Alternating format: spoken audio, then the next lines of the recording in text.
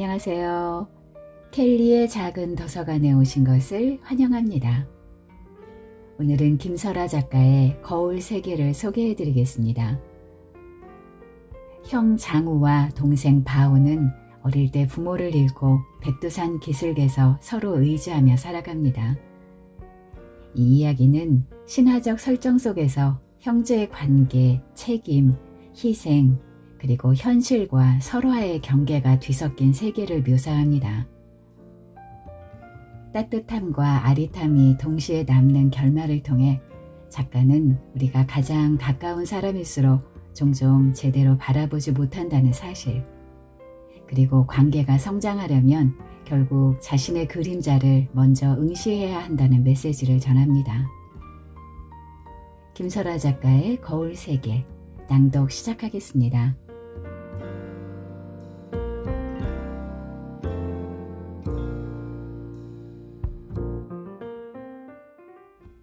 형. 동생이 흔드는 바람에 장우는 잠에서 깼다. 눈을 떠보니 바우가 자신을 바라보고 있었다. 장우는 새삼 안도의 미소를 지었다.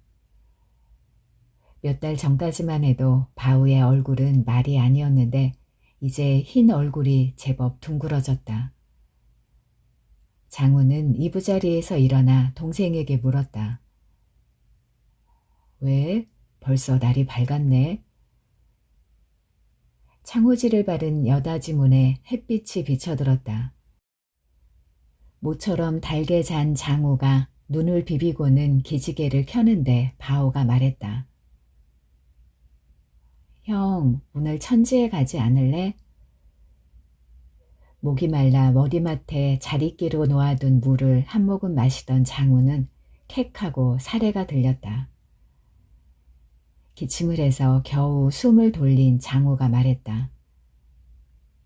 천지? 거기는 왜?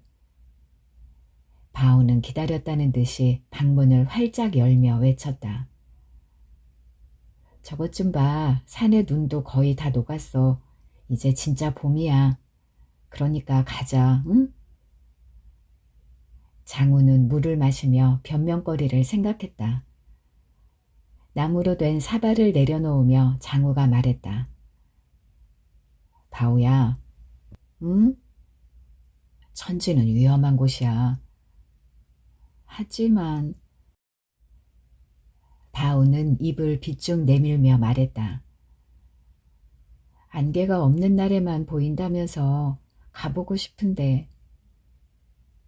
장우는 천천히 고개를 저은 다음 밖으로 나갔다. 바우도 따라 나섰다. 식용식물로 가득한 마당을 지나자 언덕 아래로 흐르는 계곡이 보였다. 맑은 물이 흐르는 계곡의 물줄기는 위로 올라갈수록 점점 새차져서 희게 보였다. 장우는 먼 곳을 가리키며 말했다. 저기 폭포 보이지? 장백폭포야. 일단 저기까지 가야 해. 그건 나도 알아. 어떻게 모를까? 형제는 잠시 서로를 쳐다보았다. 형제의 어머니는 5년 전 10살과 7살인 형제를 두고 세상을 떠났다. 아버지는 바우가 태어나기 전에 곰사냥을 나갔다가 돌아가셨다. 그 후로 어머니 홀로 두 아들을 살뜰히 돌보았다. 하지만 남편이 죽고 바오가 태어나는 과정에서 심한 우울증을 겪은 어머니는 결국 병을 극복하지 못하고 폭포물에 빠져 죽었다. 형제가 물에 떠내려온 어머니를 발견했을 때는 이미 알아볼 수 없는 형태로 변해 있었다. 그래도 옷을 보니 어머니였다. 다른 무명천 치맛자락과 파란 들쭉물이 든 소매자락. 소년들은 힘들게 땅을 파서 앞마당에 어머니를 묻었다. 장우가 말했다. 그런데도 가고 싶어? 바우는 형을 보며 고개를 주워거렸다. 장우는 바우의 동그랗고 반짝이는 눈을 가만히 바라보았다. 병을 회복하고 난 이후 동생의 눈은 가끔 검은 이체를 띄었는데 그럴 때마다 장우는 불안해졌다. 하나 남은 가족인 동생마저 자신을 떠날까봐. 장우는 불안을 털어내려고 고개를 젓고는 애써 웃으며 말했다. 일단 아침부터 먹자. 아침은 마당에서 캐온 고비, 고사리, 미나리, 목이버섯을 넣고 푹 끓인 산천어 죽이었다. 형제가 돌본 마당에는 수많은 식용식물들이 자라고 있어 따로 채집을 갈 필요도 없었다. 장우 팔뚝만한 산천어는 어제 오후 계곡에서 잡아 장독 안에 넣어둔 것이었는데 국물이 시원하고 담백해서 아직 회복기인 동생이 먹기에 딱 좋았다. 따스한 죽에서 구수한 냄새가 났다. 죽이 가득 담긴 나무 사발을 열심히 비우는 동생을 보며 장우는 흐뭇하게 웃었다.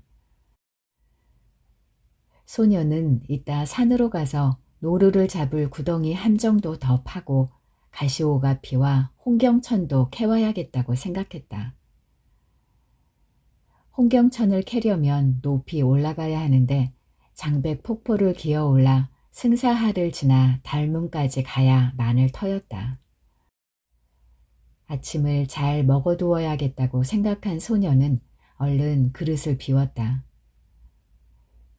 식사를 마친 장우는 보찜을 챙겼다.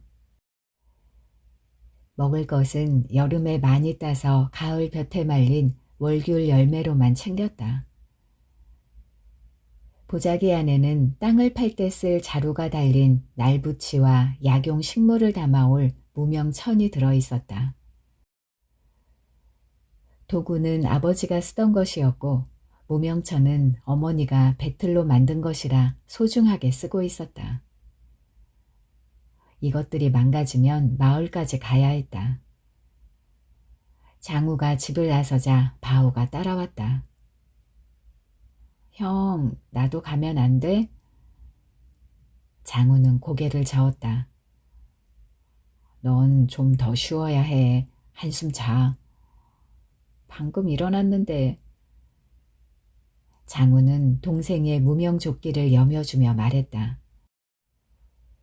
배고프면 부엌에 남은 죽 먹어. 간다.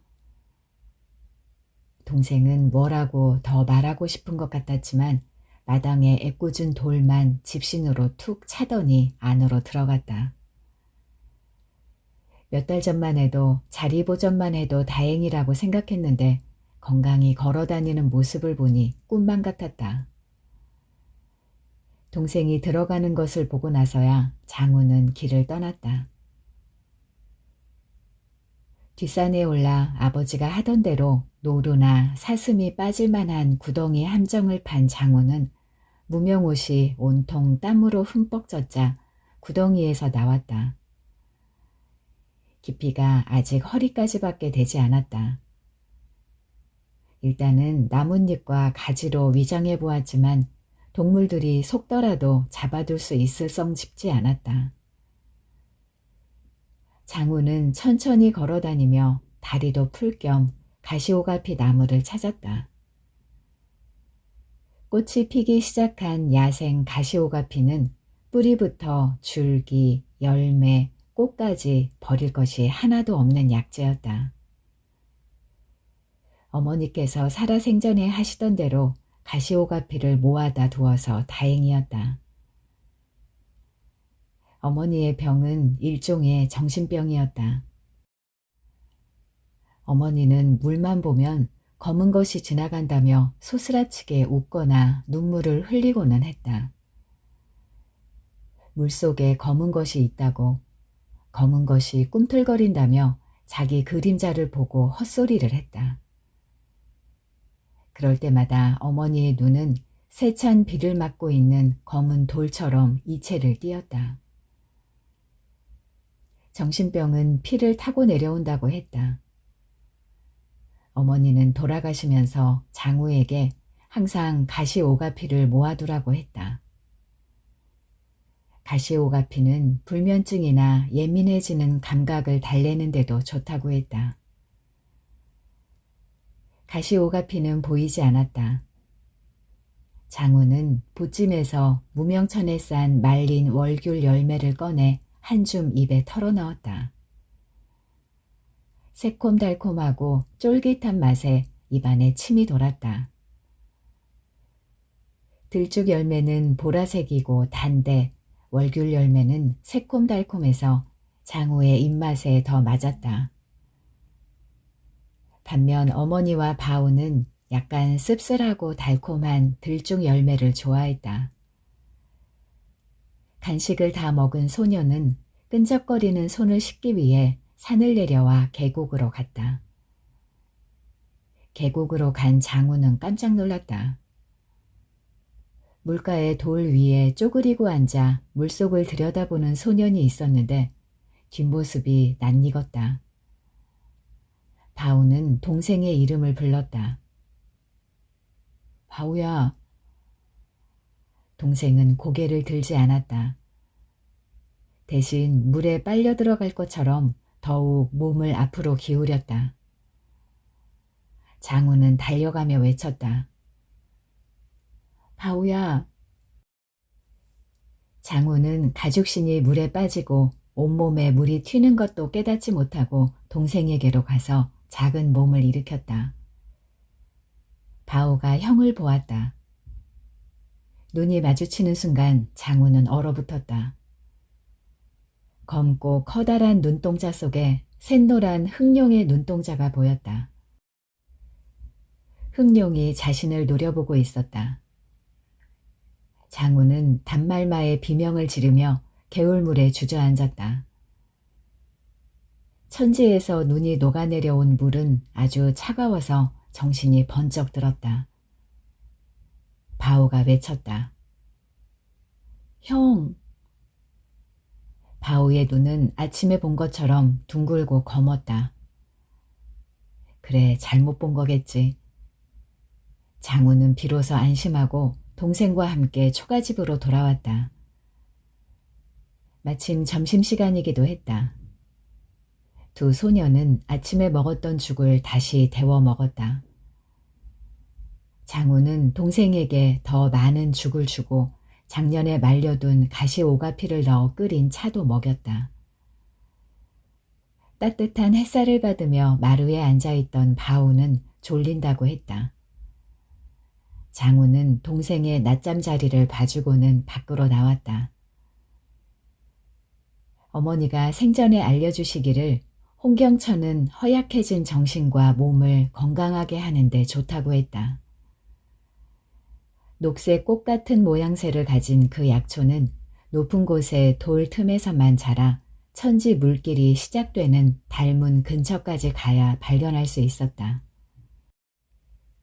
소녀는 보자기만 허리에 비끄러매고 계곡을 거슬러 올라갔다. 장백폭포 근처로 갈수록 귀가 멍멍해질 정도로 폭음이 울리며 흰 물보라가 휘날리는 것이 보였다.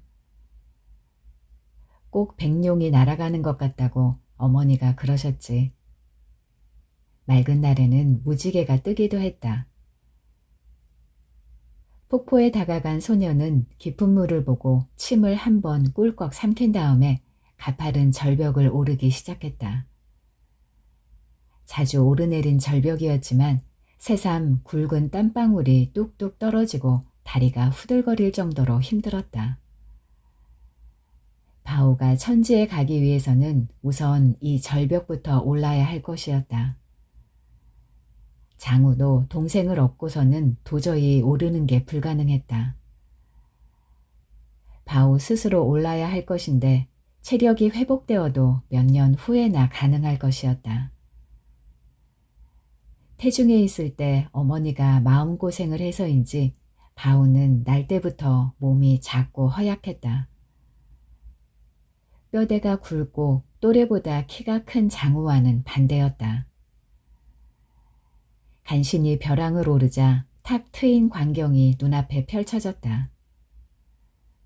눈 녹은 물이 반짝반짝 흐르는 승사하 주변은 온통 파릇파릇 돋아난 풀과 들꽃으로 눈이 부셨다. 장우는 두 팔을 활짝 펴고 봄의 기운을 들이마셨다. 겨우내 강한 바람이 불던 곳이 맞는지 의심스러울 정도였다. 소녀는 천천히 걸어가며 봄 풍경을 즐겼다. 사방에는 꽃잎이 하늘하늘한 연노랑색의 노랑 만병초와 진분홍색 꽃이 너덧송이씩 무리를 지어 달린 황산차가 화원을 이루며 만개해 있었다. 홍경천은 저 멀리 보이는 옥벽을 지나 백두산 천지 북쪽 천활봉과 용문봉 사이의 달문, 천지의 유일한 출수구인 달문 근처에 협곡에 있을 가능성이 높았다. 그때 이후로는 가본 적이 없었다. 그날 밤, 그 어두운 밤 어디선가 홍경천을 본 것 같아서 꼭 다시 와보고 싶었다. 물론 바우에게는 안 된다고 했지만. 소녀는 저 멀리 보이는 옥벽 너머에 있을 용문봉을 생각하다가 문득 숨이 가빠졌다. 그때의 일들, 며칠 사이에 일어난 정반대의 일들을 떠올리자면 아직도 머리가 혼란스럽고 정신이 사나웠다. 어머니가 장우를 찾아온 것은 5달 전 한밤중이었다. 하루가 다르게 비쩍 말라가며 앓는 소리를 내는 동생을 돌보던 장우는 지쳐 쓰러져 잠들어 있었다. 눈을 뜬 것은 소리 때문이었다. 방구석에 놓여있던 배틀에서 잘그락잘그락 소리가 나고 있었다. 배틀에 희붐한 모습의 어머니가 앉아 있었다.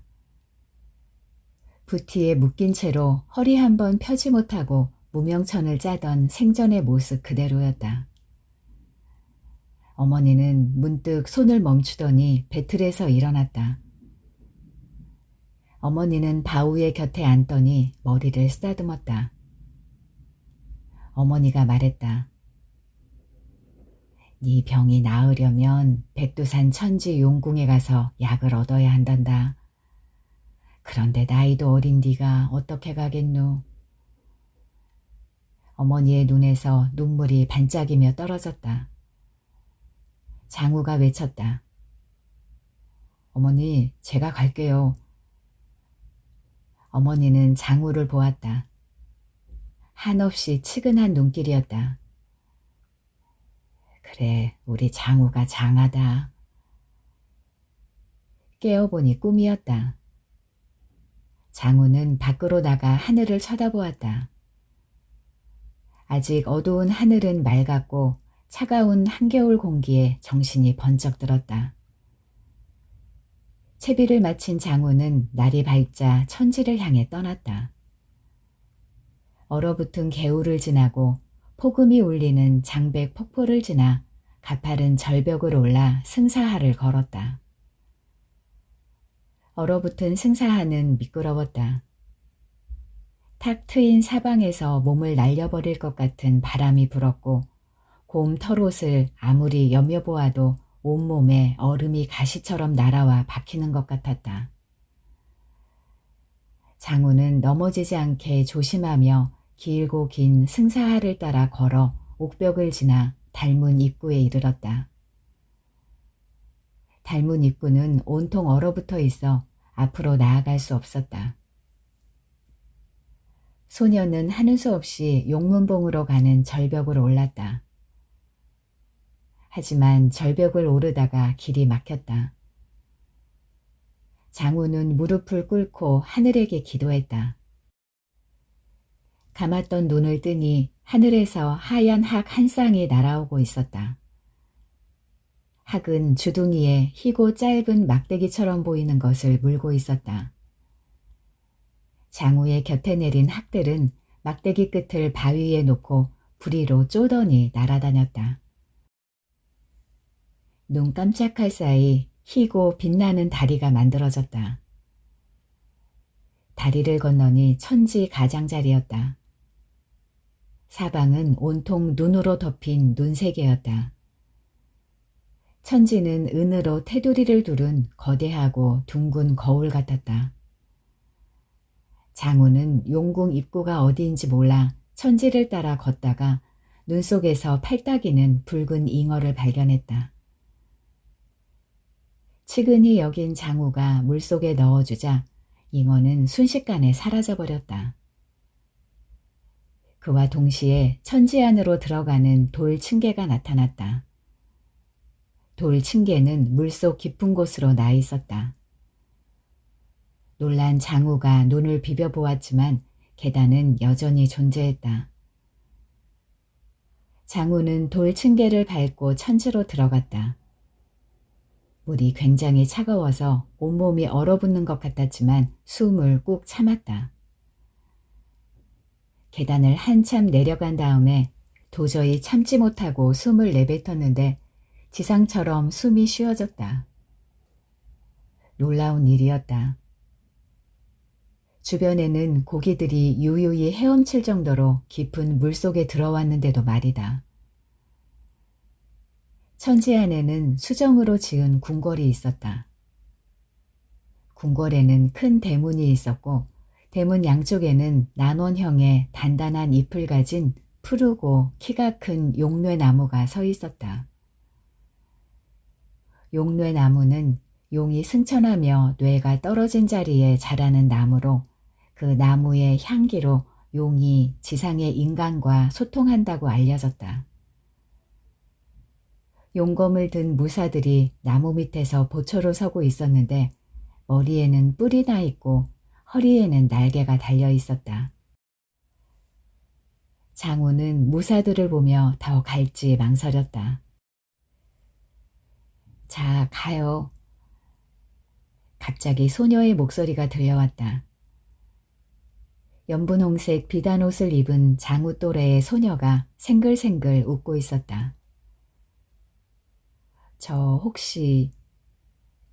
소녀는 입을 가리며 호호 웃더니 말했다. 전 빨간 잉어예요. 아버지께서 기다리고 있어요. 소녀는 장우의 무명 옷자락을 잡아당겼다. 장우는 소녀가 정말 예쁘다고 생각했다. 소녀를 따라 용궁에 들어서자 아름답고 듣기 좋은 음악 소리가 들려왔다. 궁궐 복판에 있는 용상에 수염이 가득한 용왕이 앉아 있었다. 용왕은 사람과 비슷하게 생겼지만 그 덩치가 일반 장정의 수십 배는 될 것 같았으며 턱수염이 매우 길어 양 볼로 구불구불 올라가 뿔을 휘감고 있었다. 한쪽 뿔에 감긴 수염은 흰색, 다른 쪽에 감긴 수염은 붉은색이었다. 거대한 용왕과 으리으리한 용궁에 겁을 먹은 장우에게 소녀가 말했다. 겁내지 말아요. 제 아버지세요. 소녀는 용왕에게 사뿐사뿐 다가가서 말했다. 아버지, 이분이 저를 구해주셨어요. 용왕이 말했다. 물이 울리는 것 같은 깊고 힘찬 음성이었다. 공주를 구해주어 감사드리오. 용왕은 활짝 웃는 얼굴로 용상에서 내려와 장우의 손을 잡고 옆방으로 들어갔다. 옆방은 연회장이었다. 용궁에 산해 진미가 차려져 있었다. 용왕은 자신의 왼쪽에 딸을, 오른쪽에 장우를 앉히더니 들라고 했다. 하지만 장우는 먹을 수가 없었다. 물 한 모금 제대로 삼키지 못하고 몸져 누워있는 동생이 생각났기 때문이다. 소년의 어두운 얼굴을 본 용왕이 사연을 묻자 장우는 사실대로 말했다. 이야기를 다 들은 용왕이 수염을 쓰다듬으며 고개를 끄덕였다. 용왕은 붉은 수염 한 올과 흰 수염 한 올을 주며 말했다. 이걸 갖고 가면 꼭 쓸모가 있을 것이오. 장우는 너무도 기뻐하며 당장 집으로 돌아가겠다고 했다. 공주는 장우를 바래다 주며 화원에 노란 버섯 3송이를 주었다. 그러면서 동생에게 매일 하나씩 다려 먹이면 곧 병이 나을 거라고 했다. 집으로 돌아온 장우는 버섯을 다려 먹이고 수염은 보관했다. 거짓말처럼 바오의 병이 싹 나았다. 하지만 나은 건 사흘뿐이었다. 사흘째가 되자 바오는 다시 급속도로 악화되어 급기야는 검은 도마뱀처럼 변해버렸다. 산에 동생의 회복을 도울 약초를 캐러 갔던 장우는 초가집에 또아리를 틀고 있는 그것을 보고는 기겁해서 그 길로 다시 천지에 가려다가 용문봉에서 떨어졌다. 장우는 단발마에 비명을 지르며 눈을 꼭 감았다. 이대로 죽는 건가 했는데 땅이 열리며 장우를 받아들였다. 눈을 뜨자 장우는 절벽 끝에 무릎을 꿇고 앉아 있었다. 제발 누구라도 도와달라고, 천지에 사는 용왕에게 갈 수 있도록 도와달라고 비는 참이었다. 날아온 것은 검은 학들이었다. 그것들이 물고 있는 것은 하얀 막대기가 아니라 하얀 뼈다귀들이었다. 학들은 뼈로 다리를 만들었다. 소름이 끼쳤지만 어쩔 수 없이 다리를 삐걱삐걱 건넜다. 그러자 천지였다. 주변에는 화산이 폭발했던 것처럼 온통 검고 거대한 현무암들이 솟아있었고 돌들은 불그스름하게 빛나고 있었다. 돌들 사이로 보이는 천지는 검게 고인 물 같은 거울이었다. 장우는 달문 쪽으로 걸어가다가 지난번처럼 붉은 잉어가 아닌 검은 잉어를 주었다. 혹시 공주가 변장을 했나 싶어서 천지 물속에 넣어주자 검은 돌계단이 나타났다.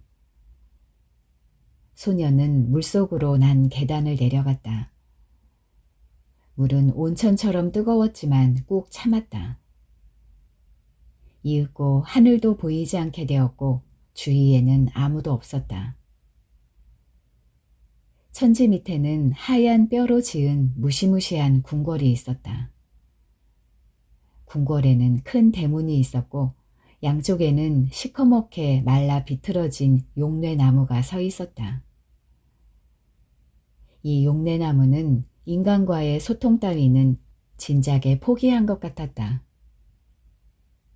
나무 밑에는 용검을 든 무사들이 보초로 서고 있었는데 이들의 얼굴 역시 검게 탄 것 같았고 머리에는 검은 뿔이 나 있었으며 허리에는 검은색 날개가 달려 있었다. 장우는 이전과 확연히 달라진 용궁의 모습을 보며 주저했다. 자, 어서. 갑자기 소녀의 목소리가 들려왔는데 어딘지 모르게 소름 끼치면서도 달콤했다. 온통 검은 옷을 입은 소녀가 새빨간 입술로 웃고 있었다. 저 누구신지. 검은 잉어랍니다. 아버지께서 기다리십니다. 소녀는 장우의 옷자락을 확 잡았다. 소녀에게 가까이 가자 도톰하고 붉은 입술이 월귤 열매처럼 보여 깨물어보고 싶었다. 맛있는 과즙이 흘러나올 것 같은 입술이었다. 홀린 듯 용궁 안으로 따라 들어서자 오싹한 소리가 들려왔다. 수많은 사람들이 일제히 고통스러운 비명을 지르는 소리였다. 시커먼 궁궐 복판에는 수염이 가득한 용왕이 용상에 앉아 있었다. 좌우로 갈라진 샛노란 턱수염은 양볼을 구불구불 올라가 검은 뿔까지 뻗어 걸려 있었다. 장우는 무서워서 부들부들 떨었다. 검은 용은 샛노란 눈으로 소년을 쳐다보았다. 무서워해요, 부디. 아버지는 겁에 질린 인간들을 좋아하세요. 검은 소녀가 속삭였다. 소녀는 용왕 앞으로 사뿐사뿐 다가가서 입을 열었다. 아버지, 데리고 왔어요. 흑룡의 목소리는 찢어지는 듯 날카로웠다. 이제야 왔구나. 흑룡은 바람같이 용상에서 내려와 장우를 끌고 옆 칸으로 들어갔다. 옆 칸은 감옥이었다. 감옥에는 낯선 사람들이 갇혀 있었다. 용검을 든 무사들이 그들을 지키고 있었다. 수십 명의 사람들이 살려달라고 비명을 지르자 무사들은 창으로 그들을 무자비하게 찔렀다. 장우는 꼼짝없이 감옥에 들어가야 했다. 감옥에 갇힌 채로 눈물을 흘리며 바울을 걱정하던 장우는 품속에 지니고 있던 용왕의 하얀 수염을 꺼냈다. 하얀 수염과 붉은 수염 한 오라기씩이었다. 용왕은 이 수염이 꼭 쓸모가 있을 거라고 했지만 버섯을 넣어 끓인 차는 겨우 며칠 효과가 있었을 뿐이고 수염의 용도는 알 수 없었다. 이걸로 뭘 할 수 있을까 하면서 장우는 물끄러미 옥에 채워진 커다란 자물쇠를 쳐다보았다. 그러자 손안에 있던 보드라운 수염이 점점 딱딱해지고 차가워지면서 희고 불구스름하게 빛나는 막대기 2개로 변했다. 놀란 장우는 그 막대기를 쥐고 주변을 살폈다. 옥에 갇혀 지친 사람들은 잠이 들었고 무사들도 깜빡 졸고 있었다. 장우는 쇠막대기로 자물쇠를 열고 옥에서 나왔다. 다른 사람들도 풀어주었다. 사람들은 소리 없는 눈물을 흘리면서 고맙다고 했다. 장우는 그들과 함께 검은 용궁에서 나왔다. 계단을 올라가려는데 뒤쪽에서 비명소리가 들렸다. 흑룡이 나타난 것이었다. 흑룡은 노란 눈을 번뜩이며 그들에게로 헤엄쳐오고 있었다. 흑룡은 사람들이 잡히는 대로 흠씬 두들겨 패고는 사람이 쓰러지면 목에서 머리를 쭉쭉 뽑아서 아무 곳에나 던졌다. 곧 사방이 온통 핏물로 가득해져 앞이 잘 보이지 않았다. 장우는 그들을 피해 필사적으로 계단을 올랐다. 사람들이 흑룡에게 물려 죽고 꼬리에 치여 날아가고 깔려 죽는 동안에도 장우는 달아났다. 마침내 사람들이 모두 죽거나 피해 달아나 장우 혼자 남겨지자 흑룡은 장우에게로 달려들었다. 흑룡이 새빨갛고 거대한 입을 벌렸다. 뱀처럼 가는 혀가 채찍처럼 장우의 한쪽 다리를 휘감았다. 흑룡이 소름 끼치는 목소리로 외쳤다. 넌 내 것이야. 들어오는 건 마음대로지만 나갈 땐 안 된다. 장우는 들고 있던 하얀 쇠막대와 붉은 새막대를 동시에 흑룡에게 던졌다. 두 막대는 꼬인 형태로 합쳐져서는 빛을 내며 창처럼 날아가 흑룡에게 꽂혔다. 흑룡은 끔찍한 단말마의 비명을 지르더니 검은 연기가 되어 스르르 흩어졌다. 아, 차가워. 장우가 걸터앉아 있던 바위 사이로 산천어가 지나갔다. 황홀했던 동시에 끔찍했던 과거 회상에 잠겨있던 장우는 문득 정신이 들었다. 생각에 잠겨 걷다 보니 어느새 승사하가 끝나가고 있었고 자신은 옥벽이 보이는 바위에 앉아 있었다. 옥벽 너머에는 용문봉이 있을 터였다. 바우의 기묘한 모습을 보고 놀라 도움을 청하려다 떨어졌던 곳. 추락하자 끔찍한 세계가 펼쳐졌다. 어떻게 그럴 수가? 어떻게 그런 세계가 있을 수 있지? 모든 게 반대로 악의적으로 뒤집혀버린 세계가. 내가 미치기라도 한 건가? 장우는 아직도 석연치 않은 기분으로 옥벽을 쏘아보다가 그 근처를 따라 걸었다. 걷다 보니 천활봉과 용문봉 사이에 달문이 시작되는 협곡이 나왔는데 입구에 홍경천이 보였다. 아직 초록빛인 홍경천 군락을 보던 장우는 해마다 봄이면 홍경천 뿌리를 말려 달여 드시던 어머니를 떠올렸다. 홍경천을 무명 보자기에 가득 담던 장우는 고개를 갸웃했다. 보자기에 보라색 물이 들어 있었던 것이다. 들쭉 열매 물이 든 건가? 장우는 의아해하면서도 그럴 수도 있지 하고 대수롭지 않게 여기며 집으로 돌아가기 위해 걸음을 옮겼다. 천지, 달문, 용문봉, 옥벽, 승사하, 절벽, 장백폭포, 계곡과 개울을 따라 내려가면 그립고 친근한 초가집이 나올 터였다. 여기에서 많은 일들이 있었다. 이제 모두 괜찮아졌다.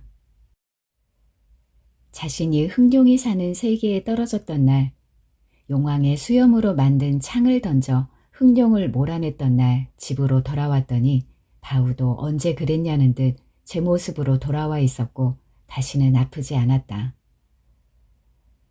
원래 약한 체질이라서 아무리 신경을 써도 모자라지 않는 아이라 공이 많이 들긴 했지만 이제 하나뿐인 가족이기에 장우는 힘들어도 보람을 느꼈다. 어린 동생이지만 자신이 잘 돌보면 제대로 자라서 어른이 될 것이다. 자신도 동생도 이제 부모님이 없으니 둘이서 잘 해나가야 했다. 이 인적 드문 곳에서 자신과 동생은 유일한 친구였다. 어느새 뉘엿뉘엿 해가 저물고 있었다. 승사하를 걸어가는데 저편에서 걸어오는 소년이 보였다. 장우는 눈을 비볐다. 혹시? 소년이 두 팔을 벌리고는 활짝 웃으며 달려왔다. 형, 바우야. 두 소년은 며칠 전에 만난 것처럼 반가워하며 서로를 끌어안았다. 하지만 반가운 마음도 잠시 장우는 놀란 얼굴로 어깨까지 오는 동생의 자그마한 얼굴을 감싸주고는 물었다. 너 어떻게 온 거야? 바우는 어깨를 으쓱했다. 그도 그럴 것이 약하기 짝이 없는 동생이 장백 폭포를 지나 절벽을 올라 승사하까지 혼자서 오다니. 도와줄 사람도 하나 없는데 말이다. 바오가 말했다. 그냥. 동생은 고개를 끄덕였다. 별로 힘들지 않던데? 오? 그럴 리가. 자신도 평소 힘이 세다고 자부하는 자신도 굵은 땀을 뚝뚝 흘리며 겨우 기어오른 절벽이었다. 동생이 벌써 오를 수 있을 리가 없었다. 동생이 말했다. 쉽게 올라왔어. 정말 동생은 절벽을 기어오르고 승사하를 따라 꽤 걸었을 텐데도 땀 한 방울 흘리지 않은 맑은 얼굴이었다. 오히려 평소보다 더 희고 창백해 보였다. 그래서인지 번쩍번쩍 발하는 눈의 이체가 더욱 신경 쓰였다. 돌아가시기 전 이제 자신은 틀렸다며 동생을 잘 돌보라고 말씀하시던 때의 어머니 얼굴이 꼭 이랬다. 어머니는 이런 말을 했었다. 장우야, 하나도 힘들지도 무섭지도 않아. 힘이 펄펄 솟아. 어머니는 밤낮이고 돌아다니면서 밥도 먹지 않고 잠도 자지 않다가 결국에는 폭포 아래 깊은 물속으로 뛰어들었다. 장우는 동생의 얼굴을 보며 침을 꿀꺽 삼키고는 속으로 생각했다. 돌아가서 가시오가피를 매일 진하게 다려 먹어야겠다고.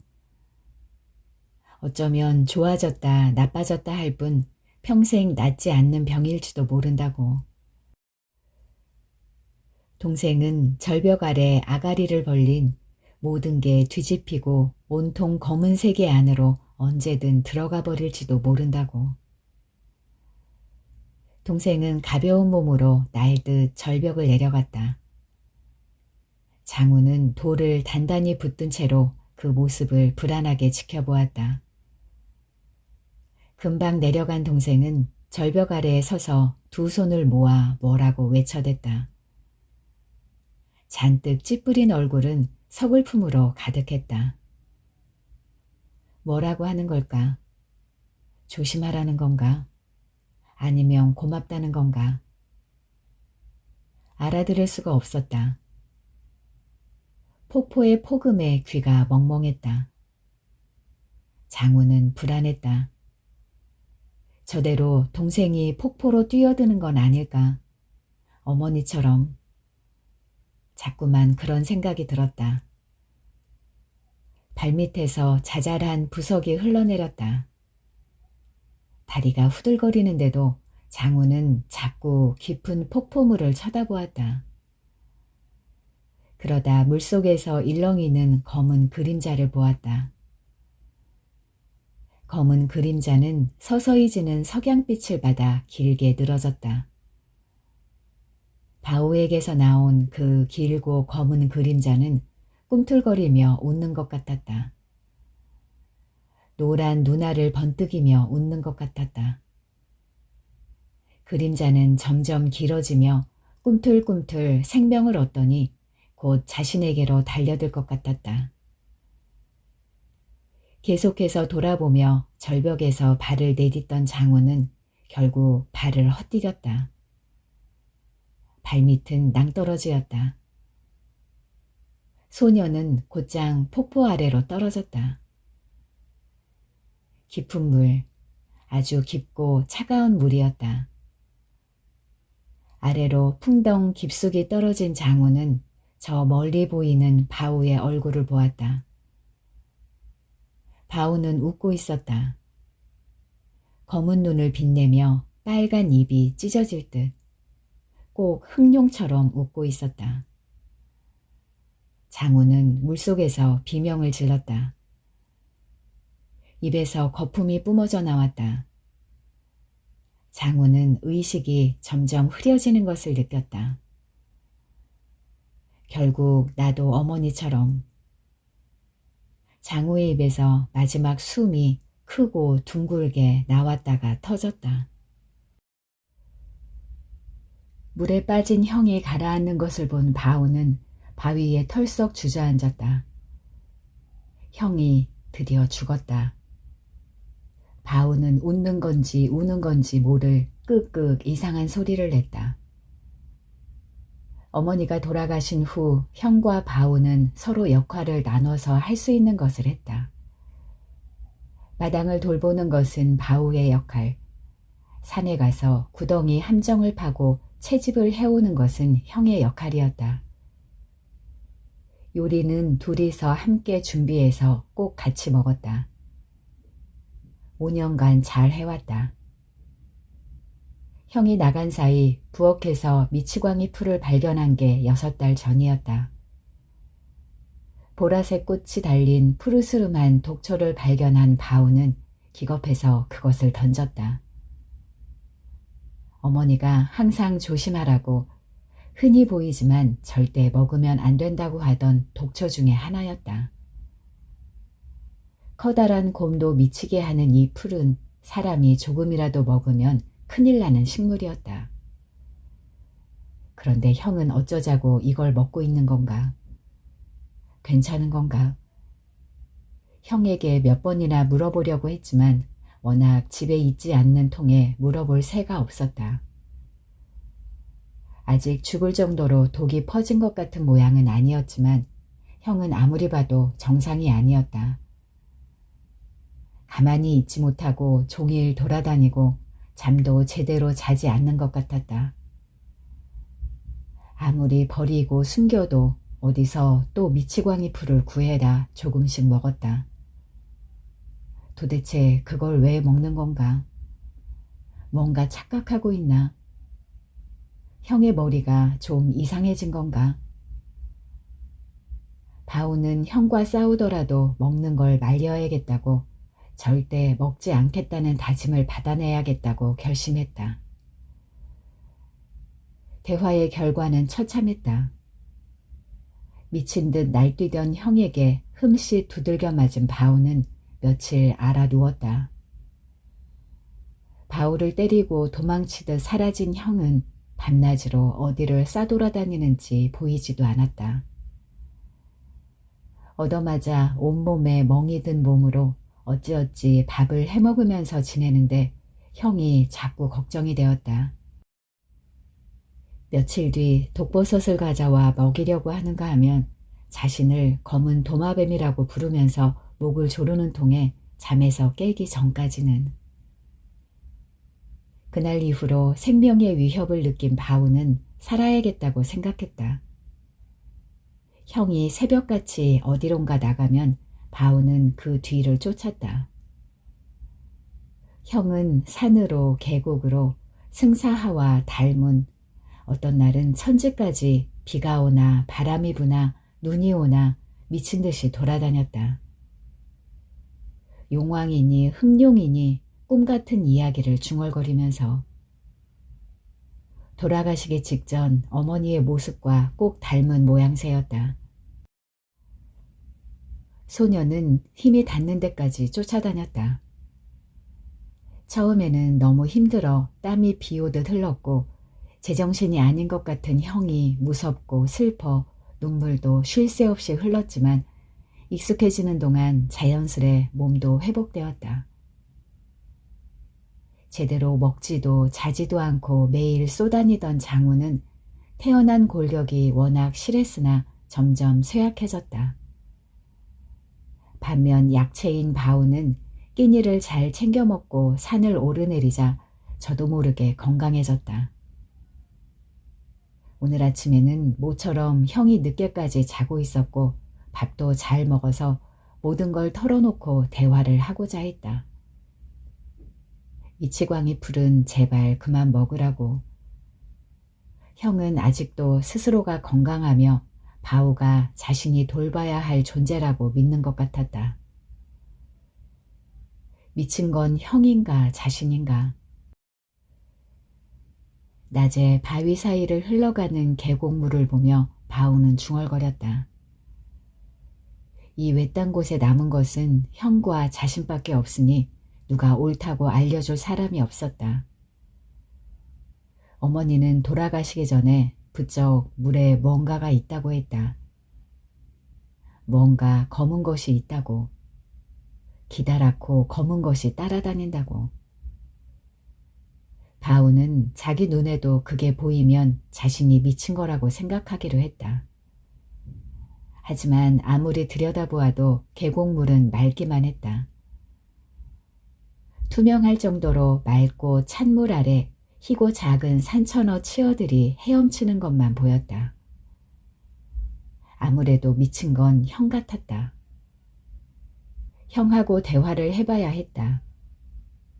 자기만의 세계에 빠져 하염없이 걸어가던 형은 마지막 순간에야 뒤따르는 바우의 존재를 알아챘다. 폭포 옆 절벽을 한달음에 내려온 바우는 위태롭게 한 발 한 발 뒤돌아보면서 내딛는 형을 향해 외쳤다. 형을 잃고 싶지 않아. 형은 알아듣지 못하는 것 같았다. 바우는 자신의 외침이 폭음에 묻힌 것 같아 또다시 외쳤다. 형을 잃고 싶지 않아. 소녀는 몇 번이고 외쳤다. 눈물은 이전에 다 말라버린 듯 나오지 않았다. 형을 잃고 싶지 않다고. 제발 돌아와. 목이 아프도록 외쳤지만 형은 듣지 못하는 것 같았다. 발은 허공을 찾고 형은 추락했다. 12살 바우는 이제 혼자였다. 어떻게 살아야 할까? 어떻게든 살아야 했다.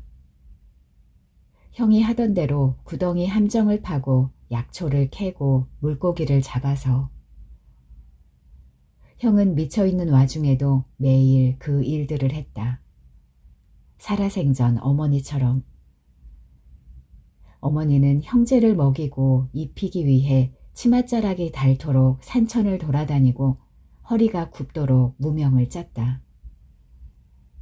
소녀는 그들의 등을 보며 이만큼 자랐다. 이제 혼자였다. 사냥을 남다르게 좋아하는 아버지 때문에 이런 산기슭에 살았지만 결국 어머니도 형도 미쳐버렸다.